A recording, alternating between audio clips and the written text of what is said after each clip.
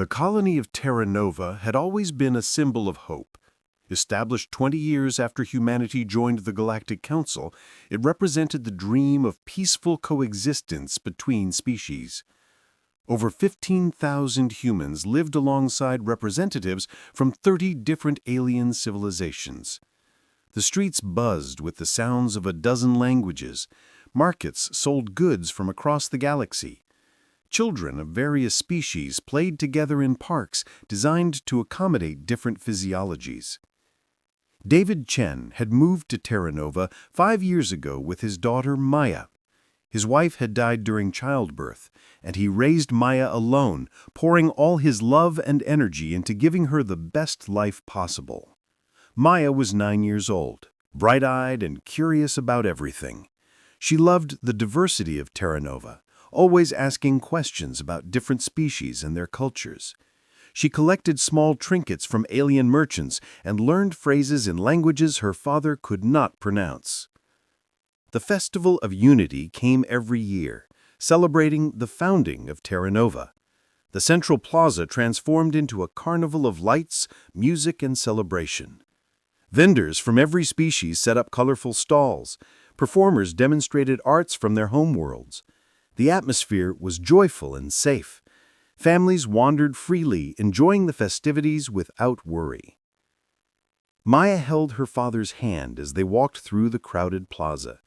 She wore her favorite blue dress and carried a small bag containing the few credits her father had given her to buy treats. Her eyes sparkled as she watched a Keltorian juggler tossing glowing orbs in complex patterns. She laughed at the antics of Druvian comedians whose humor transcended language barriers. David Chen watched his daughter with quiet contentment. These moments made everything worthwhile. The long work hours at the engineering facility, the challenges of single parenthood, the loneliness of life without his wife. All of it faded when he saw Maya happy and safe. Then everything changed in a single moment. Maya spotted a vendor selling crystallized sweets from the Andari system, her absolute favorite. She tugged on her father's hand excitedly and pointed. David nodded and smiled, releasing her hand so she could run ahead. He watched her weave between the crowds, her blue dress a bright spot in the sea of people. Maya did not see the tall figure approaching from her left. She was focused entirely on the candy vendor, her young mind filled with anticipation. She ran directly into something solid and fell backward onto the pavement. Looking up, Maya found herself staring at Enforcer Vexlar of the Zynthian Imperium. The alien stood nearly 9 feet tall, her exoskeleton gleaming silver-black under the festival lights. Multiple compound eyes regarded the human child with cold calculation. Vexlar served as a senior security officer for the Galactic Council, responsible for maintaining order across multiple sectors. Maya scrambled to her feet quickly, her cheeks flushed with embarrassment. She had been taught manners, taught to be respectful. "I'm so sorry," she said, her voice small but sincere. "I wasn't watching where I was going. Please forgive me." The plaza around them grew quiet. People stopped talking. Vendors paused in their work. Everyone recognized the black and silver uniform of a council enforcer. Everyone knew to be careful around them.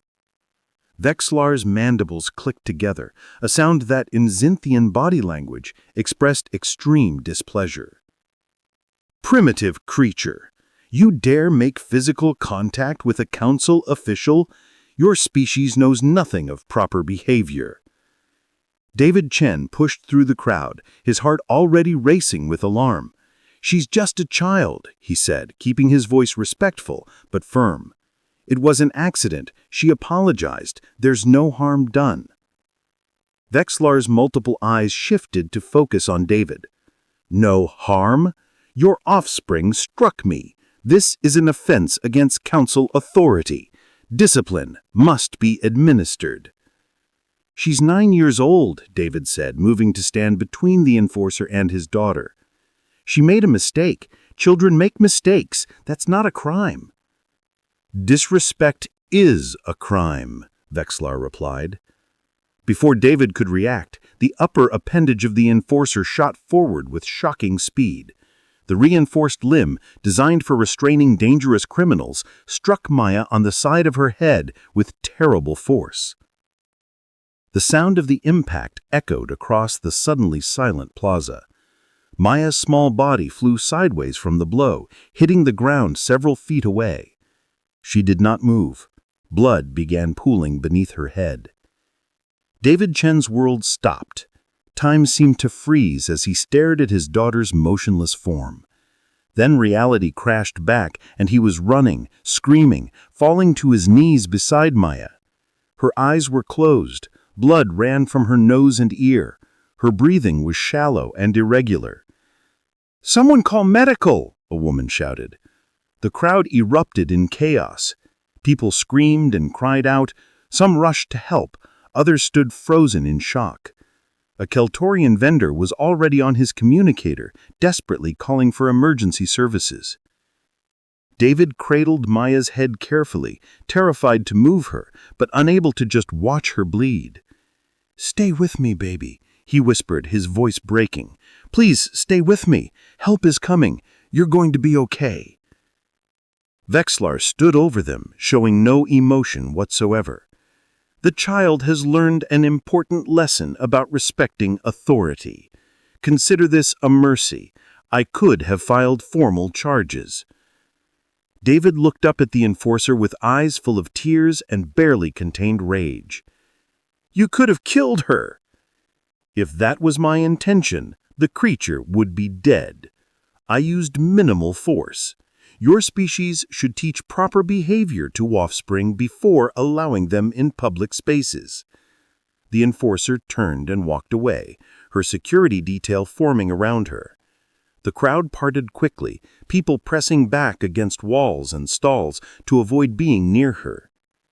The medical transport arrived within minutes. Emergency technicians, a mixed team of humans and Druvians, worked with desperate efficiency. They stabilized Maya's neck, stopped the bleeding, monitored her vitals.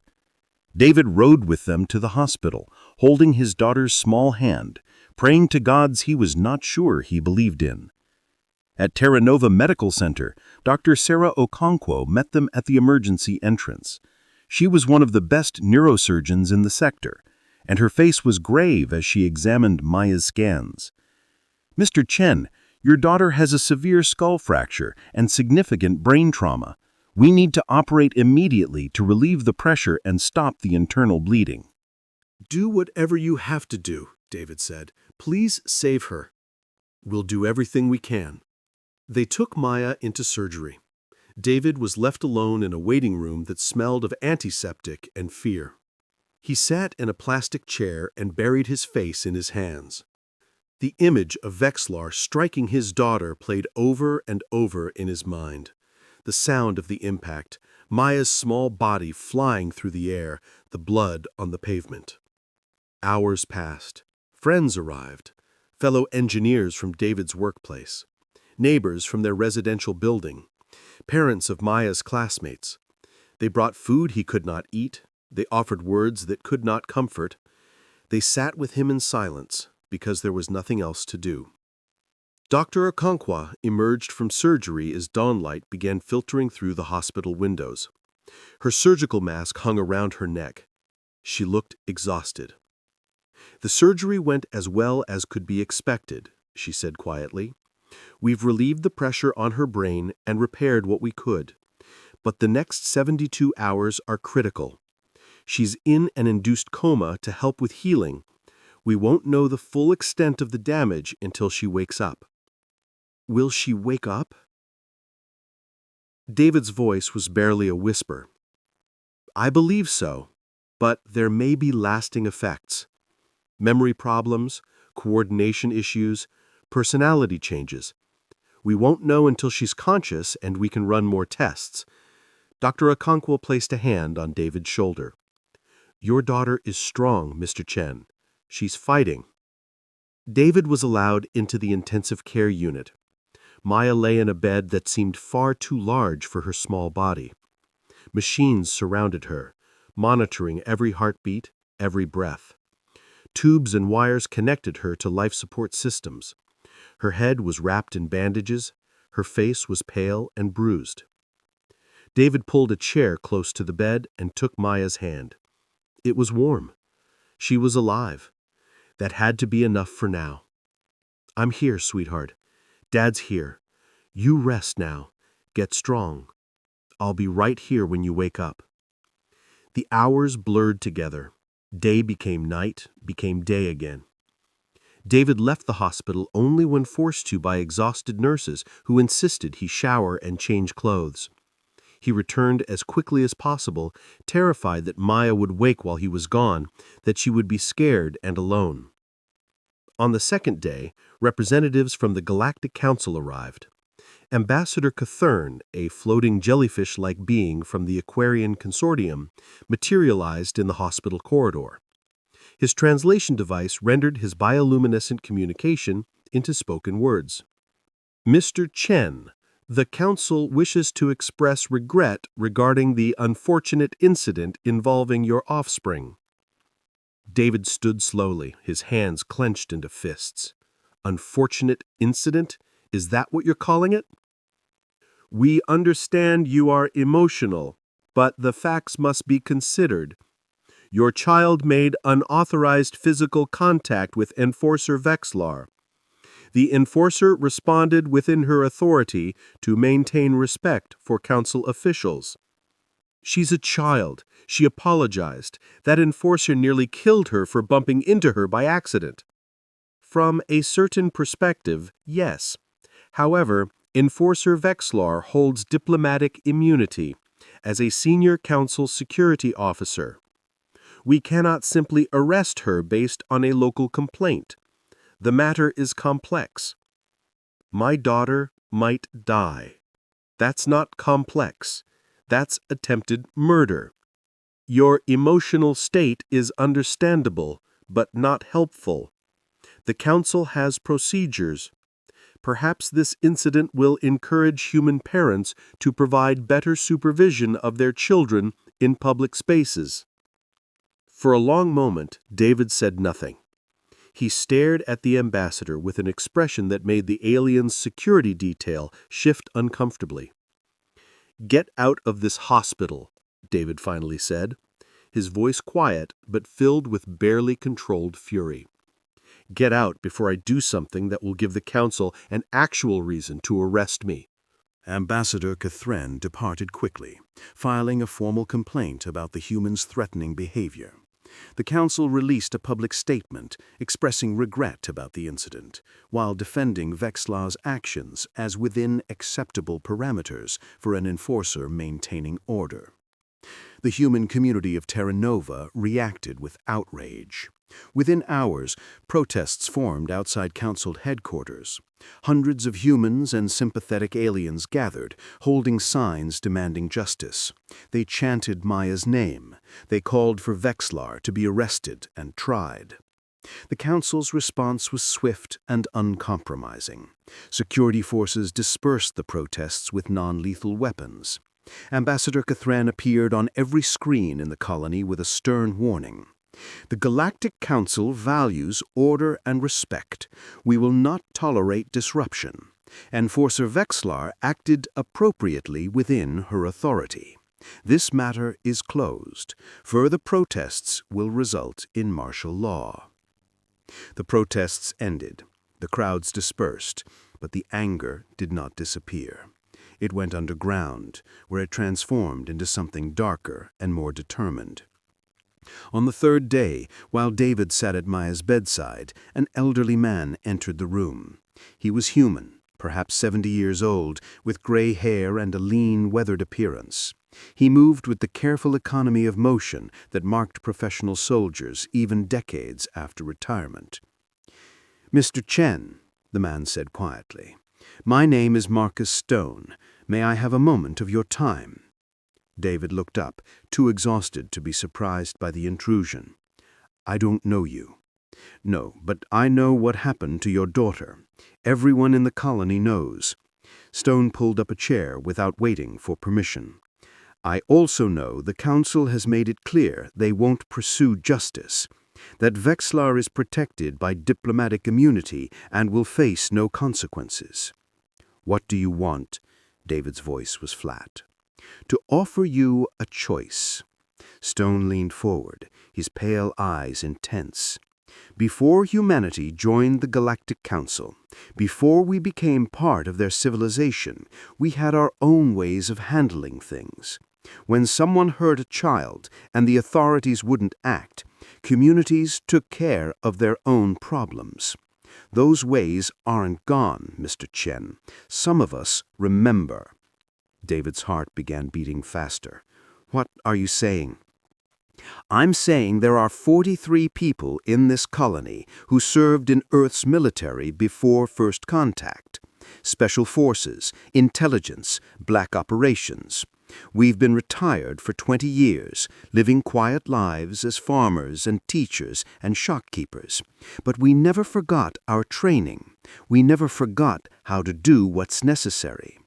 The Council can't arrest everyone. They can't prove anything if we're careful, and we are very, very careful. Stone's expression softened slightly. Your daughter is fighting for her life because a Council enforcer decided a child's accidental bump deserved a potentially lethal response. That enforcer will face no justice under their laws. But there are older laws, Mr. Chen, natural laws. When someone harms a child, there are consequences, always. David looked at his daughter's pale face, at the machines keeping her alive, at the bandages hiding terrible injuries. He thought about Vexlar walking free, protected by diplomatic papers and bureaucratic immunity. He thought about what kind of father he would be if he did nothing. What kind of man would he be if he let this monster walk away? David Chen held his daughter's hand and felt something fundamental shift inside him. The grief was still there. The fear was still there. But underneath, something else grew. Something cold and hard and ancient, inherited from ancestors who survived on a world where only the strong protected the weak.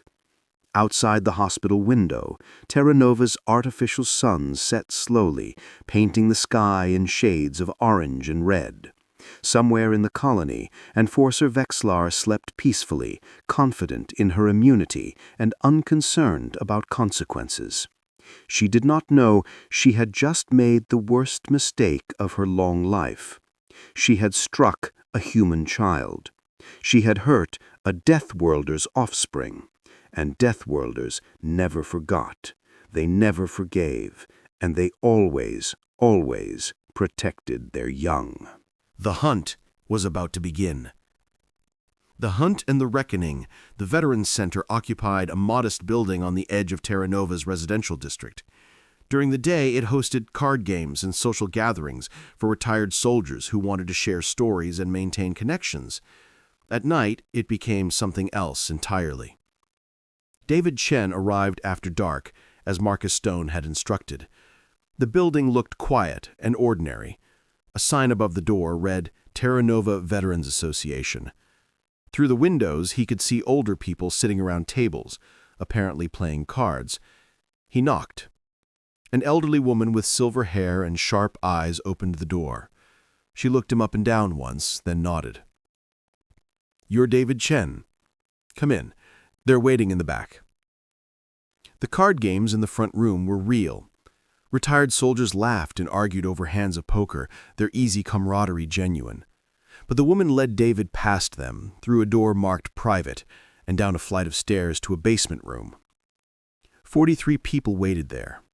Men and women ranging in age from their 60s to their 80s. They represented the last generation of human soldiers who fought before first contact, before Earth joined the Galactic Council and agreed to abide by their laws and customs. They had been special forces operators, intelligence analysts, combat pilots, and black operations specialists. For 20 years, they had lived peaceful lives, but they had not forgotten their skills. Marcus Stone stood at the front of the room. Mr. Chen has joined us. Let's begin. He gestured to an empty chair. David sat, feeling out of place among these weathered veterans. We all know why we're here, Stone continued. 3 days ago, Enforcer Vexlar struck a 9-year-old human child hard enough to fracture her skull and cause severe brain trauma. The child had accidentally bumped into the Enforcer and immediately apologized. The Enforcer decided this warranted potentially lethal force. The Galactic Council has declared the matter closed, citing diplomatic immunity. They have made it clear no justice will be served through their channels. A woman with scars on her arms spoke up. What's the child's current status? Still in a coma, David said quietly. The doctors say if she wakes up there may be permanent damage, memory loss, coordination problems, personality changes. They won't know until she regains consciousness. The room was silent for a moment. Then a man with close-cropped white hair and the bearing of a former officer leaned forward. Stone, you know what you're proposing. If we do this, there's no going back. The Council will hunt us. They'll try, Stone agreed. But we're not amateurs. We've operated in hostile territory before. We know how to plan, how to execute, how to disappear. The Council's enforcers have never faced trained human special forces. They don't know what we're capable of. What about reprisals against the colony? Someone asked. That's why we need to be smart. This can't be random violence. It has to be precise, justified, and send a clear message. We're not terrorists. We're executioners carrying out a sentence the Council refused to impose. David found his voice. Why are you doing this? You don't know me or my daughter. The woman with scars on her arms answered. Because we've all had children, Mr. Chen. Or grandchildren. We know what you're feeling. And because 20 years ago, we swore oaths to protect humanity. Joining the Galactic Council didn't erase those oaths. Your daughter is human. That makes this our fight too. Over the next 2 weeks, the operation took shape. The veterans divided into teams, each with specific responsibilities. Some conducted surveillance on Vexlar, tracking her movements and identifying patterns. Others researched Council security protocols and enforcement procedures. A few began quietly inventorying equipment and supplies that might prove useful. David participated where he could, though he spent most of his time at the hospital with Maya. On the 5th day, Maya woke up. Her eyes opened slowly, confusion and fear written across her pale face. David was there immediately, holding her hand, smiling through his tears. Dad? I'm here, sweetheart. You're safe. You're in the hospital, but you're going to be okay. What happened? Why does my head hurt so much? Dr. Okonkwo explained later that Maya had no memory of the incident.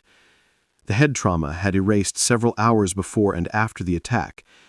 In a way, it was a mercy. She would not remember Vexlar's cold eyes or the moment of impact, but she would live with the consequences. The damage was significant. Maya's balance was affected. She had trouble with fine motor control. Simple tasks exhausted her. The bright, energetic child who loved exploring the colony now moved carefully and tired quickly. The physical therapy was painful and frustrating. She cried often, not understanding why her body would not work the way it used to. David watched his daughter struggle and felt his resolve harden. Every difficult therapy session, every moment of frustration, every tear reminded him why this had to be done. Not for revenge, for justice, for accountability, for every child who should never have to fear being struck down by those sworn to protect order. The surveillance team made a discovery that changed everything. They were not the only ones watching Vexlar. One evening, Marcus Stone received a visit from an unexpected source. A Keltorian merchant named Thrix approached him in the market, speaking quietly in accented English. You are watching the Xinthian enforcer. I wish to help." Stone studied the insect-like alien carefully. "Why?" "Because 6 years ago, on the colony world of Brentis Prime, Vexlar killed my daughter. She accused her of theft. My child was 8 years old and hungry. The enforcer executed her in the street and claimed she was maintaining order. The council protected her then, too. They always protect her." Stone brought him to the next meeting. The veterans listened to his story in silence. Then, 2 days later, another alien appeared, a massive Druvian named Corax, his scaled hide marked with old battle scars. "I am Corax. 7 years ago, Vexlar commanded a raid on a trade convoy I worked for. She claimed we were smuggling weapons. We were not. She killed 23 crew members anyway. The council said she was following proper procedures. They gave her a commendation." The list grew. A Therian whose brother disappeared after questioning by Vexlar, a Xandorian whose business was destroyed by false accusations.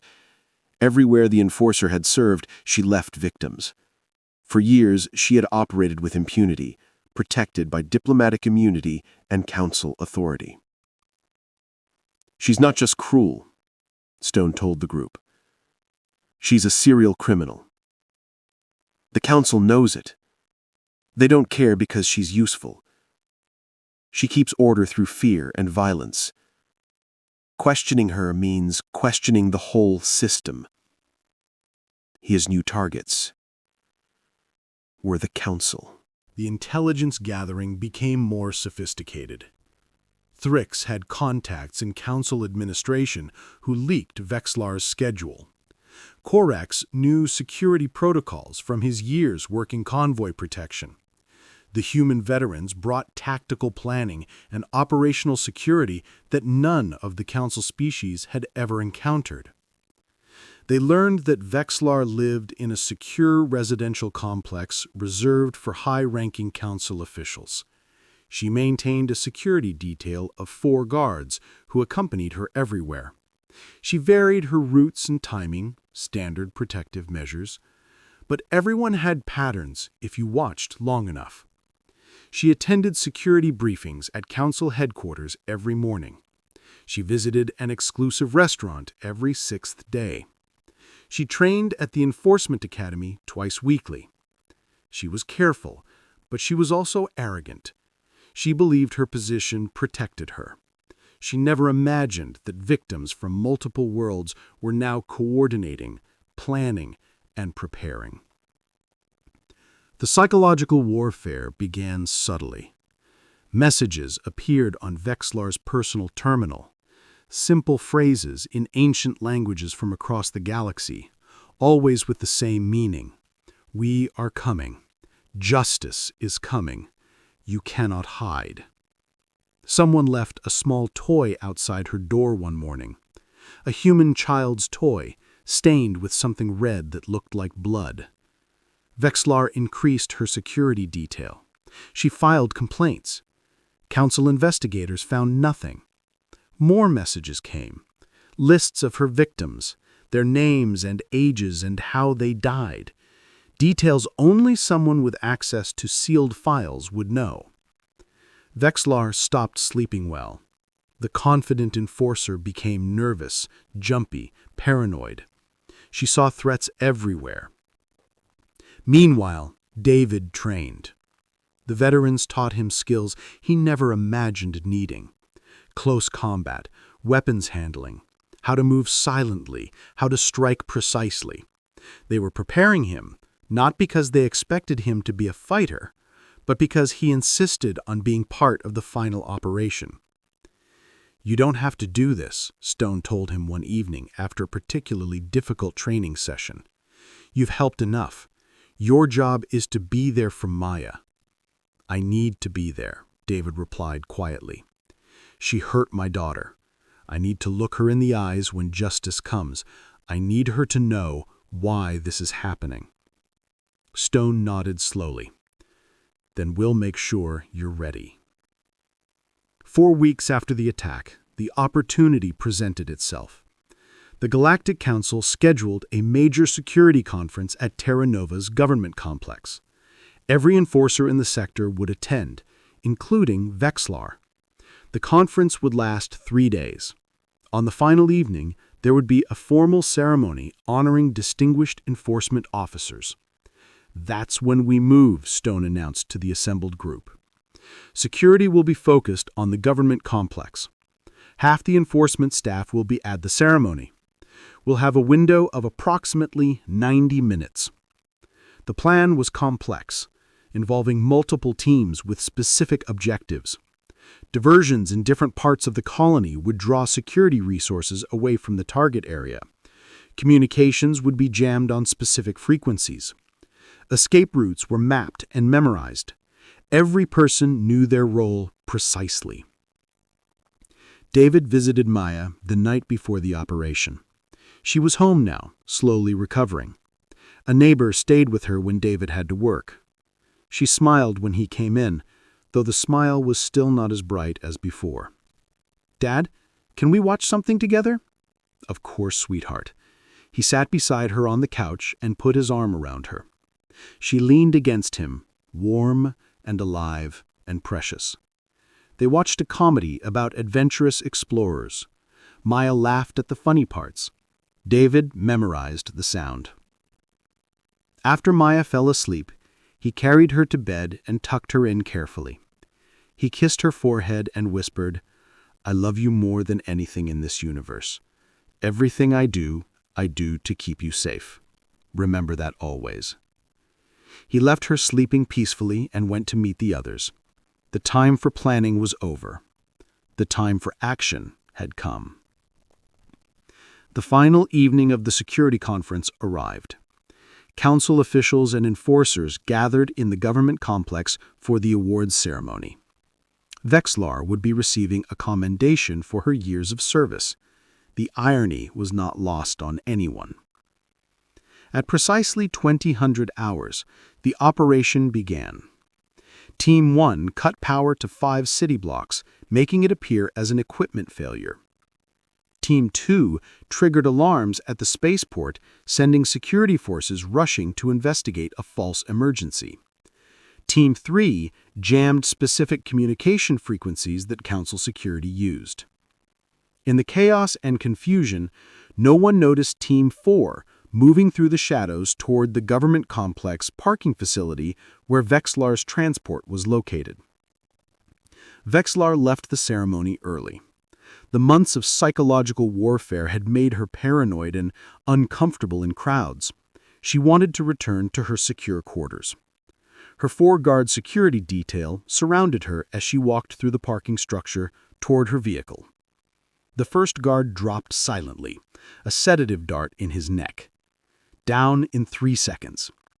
The second guard turned toward the sound and took a dart to the chest. The third managed to draw his weapon before Korax emerged from the shadows, his massive form moving with surprising speed. The Druvian struck with precisely measured force, unconscious, not dead. These guards were just doing their jobs. The fourth guard got his weapon up and fired. The plasma bolt went wide. Thrix moved with insect speed, disarming him with a complex joint lock. Another dart. Another guard down. Vexlar found herself alone, surrounded by figures emerging from the darkness. She activated her wrist communicator, but the signal was jammed. She drew her ceremonial blade, the weapon humming with energy.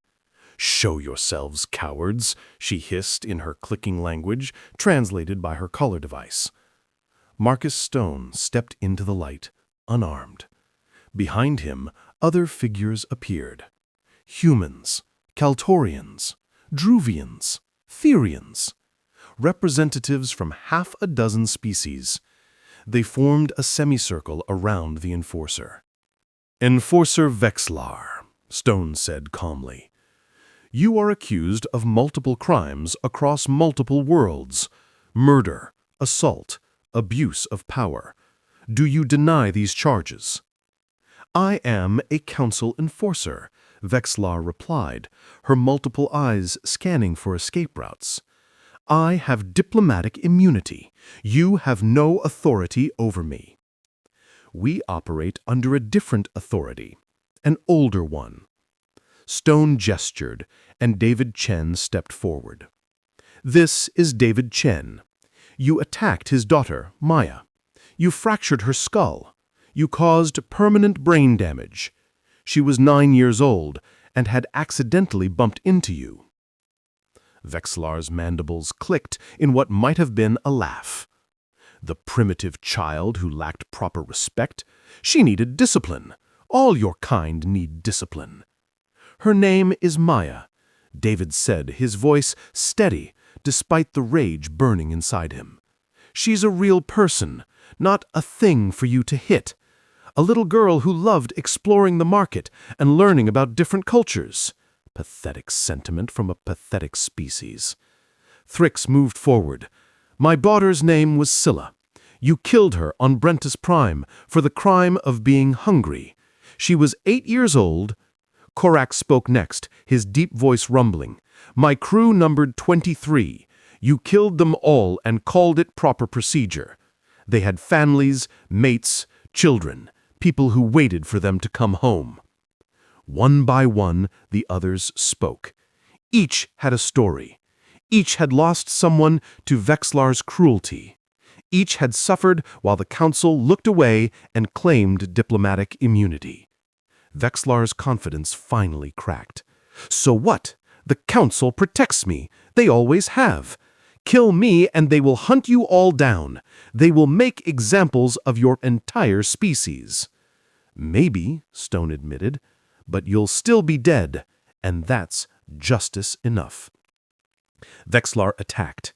Despite her size and strength, despite her combat training, she was facing former Special Forces operatives who had trained for decades. Marcus Stone moved like water, flowing around her blade strike. His hand shot out, hitting a neural cluster. The weapon fell from her suddenly numb appendage. She tried to activate backup weapon systems in her armor. Korax caught her with overwhelming strength. Thrix swept her legs with precise timing. The mighty enforcer crashed to the ground. They did not torture her. They were not cruel. They simply held her in place while Stone spoke. We represent the old laws, the laws that existed before councils and bureaucracies, natural law. When you harm children, there are consequences. When you abuse power, justice eventually finds you. The council forgot these truths. We remember them. You're savages, she hissed, struggling against the hands holding her. Primitive deathworlders who understand nothing of civilization. We understand it fine, David said, kneeling beside her. We gave it a chance. We tried living by the council's rules, but your rules protect monsters. Your civilization lets beings like you hurt children and walk away. So we're returning to older rules, simpler ones. What rules? You hurt my daughter. You nearly killed her. Under natural law, there's only one response. You pay the price. Vexlar saw death in those eyes and finally understood. These were deathworlders. They came from violent worlds where only the strong survived, where predators hunted and prey evolved or died. The council thought it had civilized these species, made them soft and compliant. But civilization was just a thin layer. Underneath, they remained exactly what their deadly worlds had made them. The council will destroy you all, she whispered. Perhaps, Stone said, but you won't see it. He drew a simple blade from his coat. For crimes against children across multiple worlds, for abuse of power, for murder and cruelty, we find you guilty. The sentence is death. No trial? No lawyers? No appeals? You had your trial. It was in that marketplace when you struck a child and felt nothing. It was in your public statements, defending your actions. It was in every world where you killed and hurt innocent beings, knowing the Council would protect you. Stone made it quick. One precise strike. Vexlar died faster than any of her victims had, with more mercy than she ever showed anyone. When it was done, they cleaned the scene methodically, professionals completing a mission. The sedated guards would wake with no memory of what happened, protected by carefully administered memory blockers. But they left something behind. A message printed in 47 languages on permanent polymer, pinned to Vexlar's body armor. This was justice. Enforcer Vexlar was tried and convicted for crimes against children and innocents across multiple worlds. The Galactic Council failed to act. Diplomatic immunity does not exist for those who harm children. This is natural law. We are nature's children. Let all who abuse power under protection of authority understand, we remember, we watch, and we will come for you. The message was signed simply, the Deathworlders. By dawn, Vexlar's body was discovered in the government plaza, displayed publicly for all to see. Council security locked down the district. Investigators swarmed. The message was photographed and transmitted to every council world within hours. Ambassador Catherine called emergency meetings. Other officials arrived on fast ships. They demanded answers, arrests, and retribution. But the human community of Terra Nova responded with unified silence. When investigators questioned people, everyone had the same response. I don't know anything about it. Thousands of humans, all with identical stories. They were home with family. They were at work. They saw nothing. The council could not arrest everyone without cause. Then other voices joined in. The Keltorian government submitted a formal protest, detailing Thrix's daughter's death and questioning why Vexlar was never investigated. The Druvian government presented evidence of the merchant convoy massacre. The Therian Collective added their complaints. Galactic news networks investigated Vexlar's career. They found patterns of abuse, excessive force, and crimes covered up by diplomatic immunity. Public opinion shifted. Many condemned the execution, but quietly understood why it happened. Earth's diplomatic representatives arrived on Terra Nova 5 days later. Ambassador Rachel Foster met with council officials. The conversations were tense. Humanity does not condone vigilante justice, Foster stated firmly. However, we cannot ignore systemic failures that led to this situation. When a child is attacked and authorities refuse to act, when diplomatic immunity shields criminals, desperate people seek alternative solutions. This is not unique to humans. This is universal. Are you defending murder? Catherine demanded. I'm explaining cause and effect, Foster replied. You protected an officer who hurt children. You created anger. You refused justice. You created desperation. What happened to Vexlar was wrong, but what she did was worse. And your protection of her was worst of all. The negotiations lasted 5 days. Finally, the council announced reforms.